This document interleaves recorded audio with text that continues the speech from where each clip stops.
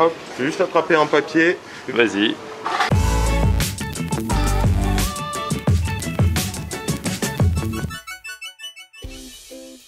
Salut tout le monde, bienvenue, nouveau vlog aujourd'hui. Alors voilà, c'est parti pour les vlogs de confinement, mais comme le confinement est un petit peu différent de la dernière fois, les vlogs seront aussi un peu différents. Je vais essayer quand même de continuer de sortir de chez moi, puisque je fais de la radio, je continue en studio la radio. Donc je vais essayer d'aller à la rencontre des restaurateurs qu'il faut soutenir plus que jamais en ce moment, puisque beaucoup restent ouverts, mais uniquement en livraison ou à emporter. Du coup, on va continuer de partir à la découverte de ceux qui restent ouverts. Et aujourd'hui, j'avais envie de parler d'un phénomène, si on peut parler de phénomène, qui commence à s'étendre de plus en plus. C'est le phénomène des dark kitchen, des ghost kitchen. Alors c'est un truc, le grand public n'en entend pas parler. Et pourtant, si ça se trouve, quand vous commandez à emporter, votre livraison vient d'une ghost ou d'une dark kitchen. On va vous expliquer ce que c'est, puisqu'on va aller en visiter une dès maintenant. Je retrouve un gars qui s'appelle Alexandre et qui en a une là dans le coin juste à côté. On y est et c'est lui, Alexandre, avec qui j'ai rendez-vous aujourd'hui. Comment ça va, Alexandre? Salut, ça va et toi? Très bien. Alors Alexandre, on s'était déjà croisé. Exactement. Dans un autre de tes restos, enfin dans un de tes restos qui s'appelle Como Kitchen. Il y en a plusieurs dans Paris, c'est ça? Exactement, on s'est croisé chez Como il y a peut-être un an. Ouais, c'est très bien Como en plus. Pour ceux qui veulent manger light, moi-même ça m'arrive parfois.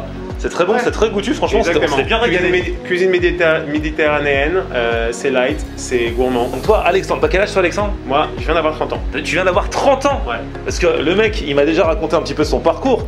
T'as un parcours assez incroyable pour 30 ans. T'es un businessman, t'es un entrepreneur né presque. Ouais, bon, c'est gentil, hein, Florian, mais je viens de la logistique, j'ai été formé dans la logistique, je me suis lancé dans la restauration il y a 2 ans. Ouais. J'ai commencé par le Pokéball, ensuite par Como. Et alors ça en fait, on est ici. Je me suis dit que c'était le moment ou jamais pour en parler. En plus ça faisait un moment qu'on voulait en parler. Et là on tombe pile dans l'actualité. Puisque là on est dans une dark kitchen. C'est-à-dire qu'on vient d'entrer, tu m'accueilles. En fait c'est pas un resto, c'est juste une cuisine. Et une dark kitchen en fait, qu'est-ce que c'est? Ça se trouve, je l'ai dit en intro, vous avez déjà tous eu affaire à une dark kitchen sans le savoir. Quand ces derniers mois vous avez commandé sur Uber Eats, sur Deliveroo ou ailleurs. Je vais vous expliquer ce que c'est une dark kitchen rapidement. C'est des restaurants qui vendent uniquement sur les plateformes de livraison, donc qui vendent sur Uber, Deliveroo, Just Eat et Glovo, et qui sont spécialisés dans la livraison. Donc ils font tout pour pouvoir vous livrer des plats frais et rapidement. Ok, donc il n'y a pas de salle de restaurant forcément, il y a juste les cuisines. Alors ça tombe bien puisqu'en ce moment, de toute façon les restaurants sont fermés, donc même les restaurants qui restent ouverts le font en livraison ou à emporter. Et le truc, la subtilité, c'est que par exemple, dans une même dark kitchen, il peut y avoir plusieurs marques. Donc toi tu as créé plusieurs marques, ce qui fait que quand on va sur Uber Eats, sur Deliveroo, on croit que c'est différents restaurants. En fait, tout part d'ici. Exactement.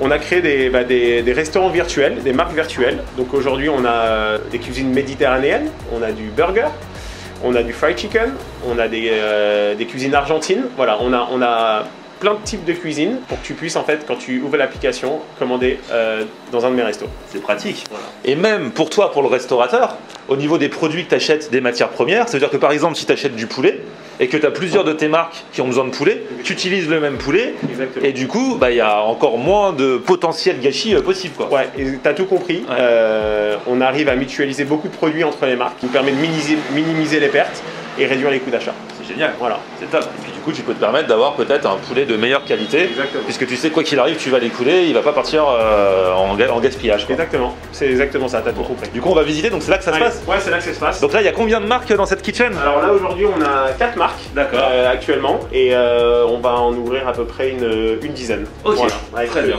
Je te montre l'espace. Okay. Je te montre la première zone, qui est la zone d'envoi, si tu veux, c'est là où la finition des commandes se passe. On ferme les sacs, on vérifie qu'il n'y ait pas d'oubli et on vérifie que les boissons sont bien dans la commande et que tout soit nickel pour ensuite la donner au coursier. Donc là par exemple, s'il y a 4 marques dans la cuisine, l'arrivée de tous les plats, c'est ici. Voilà, fermeture de sac, arrivée là et là je te montre.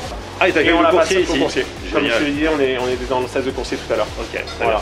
Du coup, chaque marque est dans un coin différent de la cuisine. Quoi. Bien, tout est processisé, tout est pensé pour optimiser, pour pouvoir en fait débiter rapidement le plat pour vous les livrer plus rapidement. Ok, très bien. Donc ici, on a la zone de Gaia Pita. D'accord. Derrière, on a les burgers. Ok.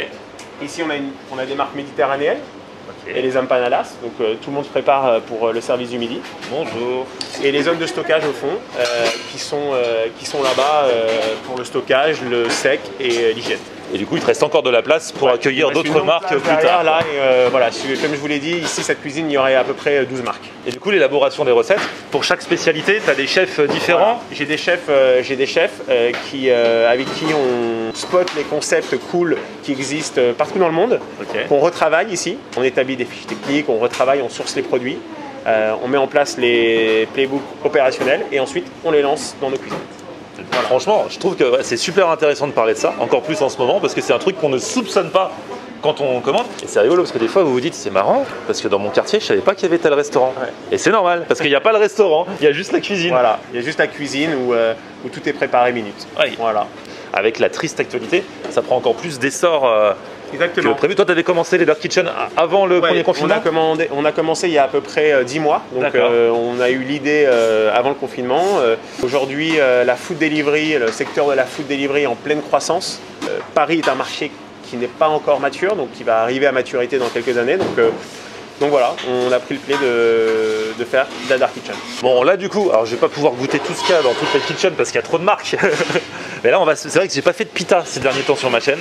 Et c'est vrai que c'est un truc qui arrive. Donc là on va goûter, c'est la marque un peu méditerranéenne où vous faites des pitas, ça s'appelle Gaia Pita. Voilà. Donc si vous voyez Gaia Pita quand vous commandez, ça vient d'ici. Exactement. Et ce qu'on n'a pas dit, c'est que là t'as plusieurs cuisines. En fait, tu quadrilles la région parisienne. Exactement. Voilà. On livre tout Paris. Hein, ouais. Et du coup, c'est vrai que quand on parle à emporter, il faut vraiment penser la chose pour que ça arrive chaud. Donc le packaging, c'est aussi important, par exemple. Ouais, exactement. Packaging très très important. On fait des recherches avant de lancer les marques sur quel type de packaging on veut avoir pour quel type de produit. Le compostable est très important aujourd'hui. Donc on a du packaging à 90% compostable dans toutes nos marques. Voilà, plus de plastique. C'est vrai que c'est plein de choses auxquelles il faut penser. Parce que par exemple, tu peux aller dans un très très bon restaurant mais qui n'a pas l'habitude de faire de la livraison. C'est un autre métier en fait. Ouais. C'est quand c'est le à emporter. Parce que quand tu as ta belle assiette au restaurant, ok, c'est top. Mais parfois, tu as des plats qui se transportent plus ou moins facilement et même qui perdent un peu de leur qualité. Et ça, on n'y peut rien. Mais par exemple, je parlais l'autre jour avec quelqu'un qui fait du poulet frit. Son poulet frit, il est super bon sur place.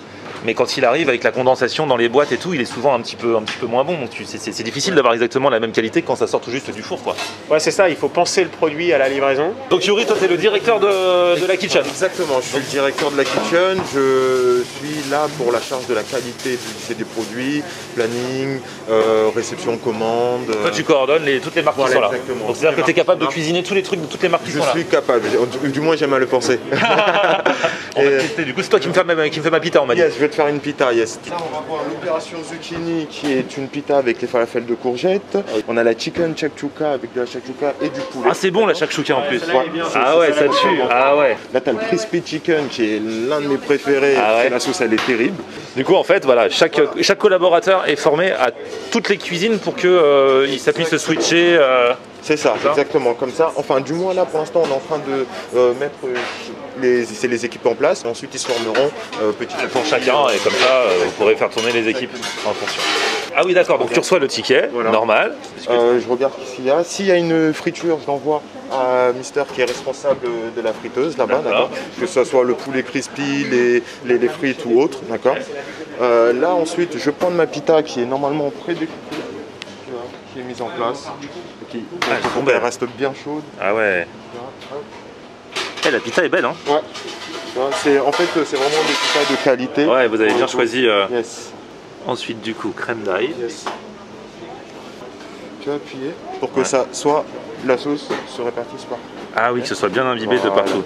Tu as ton poulet que tu as préparé, tu vas mettre un peu de sauce au zouk.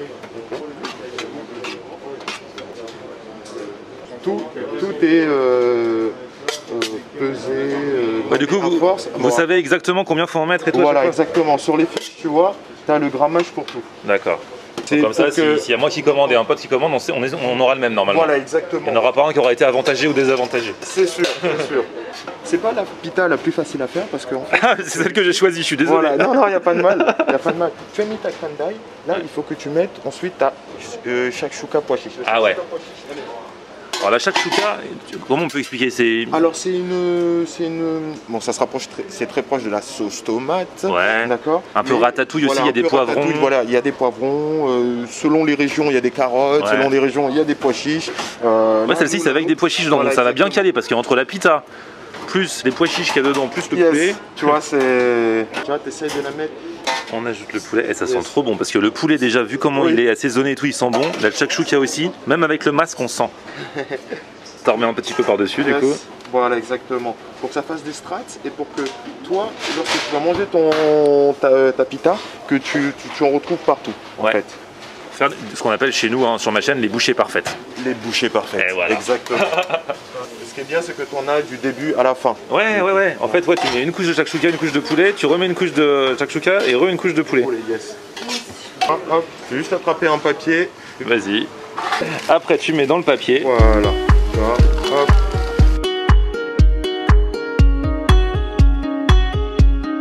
Après, il y a un pliage, alors il faut le mettre dans le papier d'alu et tout pour que ça reste chaud. Pour que ça reste chaud. Après, c'est le côté manuel encore plus. Voilà. Vraiment.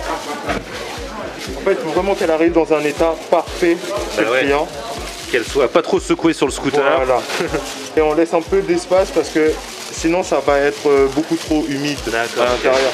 Et en fait, jamais on étuve. Parce que si le livreur il n'arrive pas encore à temps, voilà, exactement. Ah ouais. On veut que la bouchée soit parfaite et que elle soit chaude. Ouais. Voilà. C'est vrai que quand t'arrives, t'as pas envie de réchauffer toi-même. C'est pour manger direct.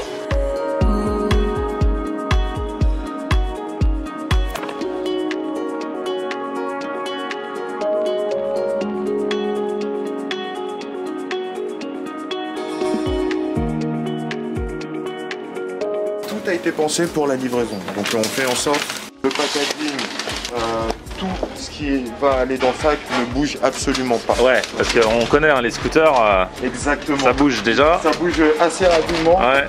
On bloque bien. Hop là, on coince à la moitié, comme ça bougera pas. Exactement. Tu vois, déjà là à l'intérieur c'est coincé. Là, sanitary check pour prouver qu'on a bien fermé au restaurant. Ah ouais, ok. Comme ça, parce qu'en fait, là, je sais pas si tu vois, c'est toujours un peu. Si tu le poses, tu vois, ça s'enlève. Ah, du coup, ok. Tu sais si ton sac a été ouvert ou pas. Ah d'accord, donc là quand tu arrives comme ça, t'es sûr qu'il a pas été ouvert. T'es sûr que ça a été fermé au restaurant, absolument rien n'est venu intervenir. Ah ouais. Oh, monsieur Yuri, merci pour cette formation accélérée. Merci à toi d'être venu. En plus je suis arrivé, j'attendais devant tout à l'heure, on m'a dit est-ce que c'est pour un essai? Bah maintenant, c'est vrai, Giovanni qui bosse aussi ici, j'attendais devant, il pensait que je venais pour un essai. Là franchement c'était presque un essai. Voilà. Là j'ai eu toute la théorie. C'est vrai? On se voit lundi alors. Allez on y va, à lundi. Bon ça y est, je suis de retour, du coup j'ai fait moi-même mon coursier, voilà, j'ai amené ça moi-même jusqu'à la maison pour déguster. Du coup on a vu les mises en boîte, donc voilà, les emballages super, et on va commencer par celle au meatball là. Alors c'est clair que celle-ci c'est pas la plus facile pour qu'elle reste en place parce qu'il y a quand même 4 boulettes à l'intérieur, mais ça m'a l'air plutôt pas mal. Bon allez, on attaque. Et franchement, bonne boulette, bonne sauce, le pain est super agréable, ça a pas trop refroidi. Franchement, très bonne pita. Et là, voici l'autre, chicken shakshuka. Là, je fais une dégustation super rapide parce que le but, c'est pas juste la dégustation, c'était de présenter un petit peu ce principe de dark kitchen. Donc, c'est pas la seule, il y en a de plus en plus. Donc là, plus facile à manger parce que ce sont des lamelles de poulet. Mais on a bien vu qu'ils remplissaient par différentes couches. Donc, il y a shakshuka poulet, donc il y en aura tout le long du sandwich. Ah ouais, limite encore mieux que le premier.